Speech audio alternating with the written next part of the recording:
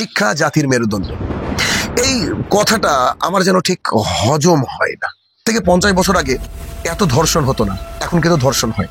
শিক্ষা বেড়েছে, নৈতিকতা নষ্ট হয়ে গেছে। He is the creator of the world, that's why. আসসালামু আলাইকুম রহমতুল্লাহ। আচ্ছা, একটা কথা শুনেছেন না যে education is the backbone of nation? সবাই শুনেছেন, তাই না? নিশ্চিত শুনে থাকবেন, মানে খুব একটা popular sentence. So education is the backbone of nation, শিক্ষা জাতির মেরুদণ্ড। এই কথাটা আমার যেন ঠিক হজম হয় না। হ্যাঁ, কেন কেন এই কথা বলছি? বিখ্যাত একজন মনীষী বলেছেন, আর আমার হজম হবে না কেন?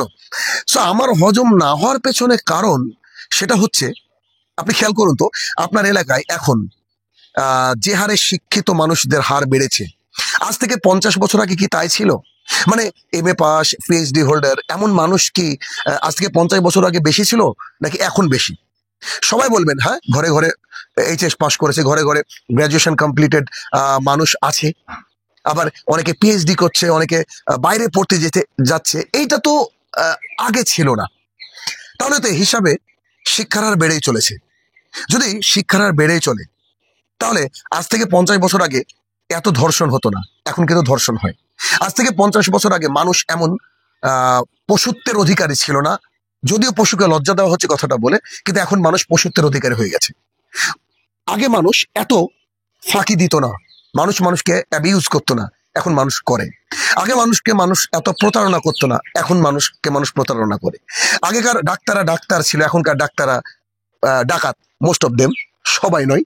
তো এইরকম যদি শিক্ষার হার বাড়তে বাড়তে বাড়তে একটা এক্সট্রিম পর্যায়ে আমরা পৌঁছে গিয়েছি, যেখানে এআর জামানা চলছে, তখন এসেও যদি প্রতারণার শিকার হতে হয়, অ্যাবিউজ হতে হয়, আবার মানুষের কাছে ঠকতে হয়, এবং ছোট ছোট বাচ্চাদের এই ধর্ষণের নিউজ শুনতে হয়, তাহলে education is the backbone of nation কথাটা কি যায়?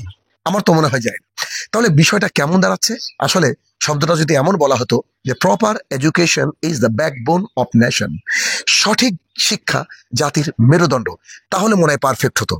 মানে আমি বলতে চাইছি, শিক্ষা বেড়েছে, নৈতিকতা নষ্ট হয়ে গেছে।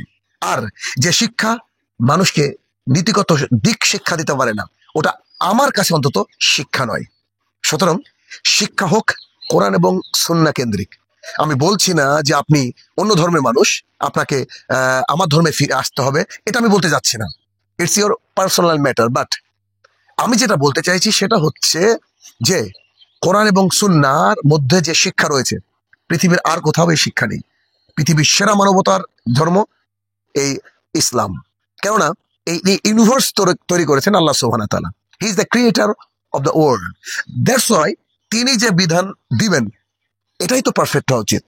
এজন্য কোরআনের মধ্যে নৈতিকতার ছড়াছড়ি, শুধু নৈতিকতা। পৃথিবীর বুকে যদি সবচেয়ে most popular, most educated person, literate person, brilliant person, philosopher যদি খোঁজেন, হি ইজ নো ডাউটলি মোহাম্মদ সাল্লাল্লাহু আলাইহি সাল্লাম। তিনি যে শিক্ষা দিয়েছেন সেই শিক্ষা পারে একটা সমাজকে পরিবর্তন করতে। মানে সাপোজ ধরেন, যদি ইসলামিক শিক্ষা আপনার আমার মধ্যে থাকে, তাহলে আমরা চুরি করব না, আমরা রাহাজানি করব না, আমরা ধর্ষণ করব না, আমরা ডাক্তারির নামে ডাকাতি করব না, ঠিক না? তাহলে কি আসলে education is the backbone of nation? It's not right. It should be proper education is the backbone of nation. So এখন আপনার প্রশ্ন থাকতে পারে, কোথা থেকে খুঁজবো? অবশ্যই আপনাকে ইসলাম থেকে দেখতে হবে। সবাইকে আল্লাহ সুবহানাহু ওয়া তাআলা বুঝ দিক, আমিন। আসসালামু আলাইকুম ওয়া রাহমাতুল্লাহি ওয়া বারাকাতুহু।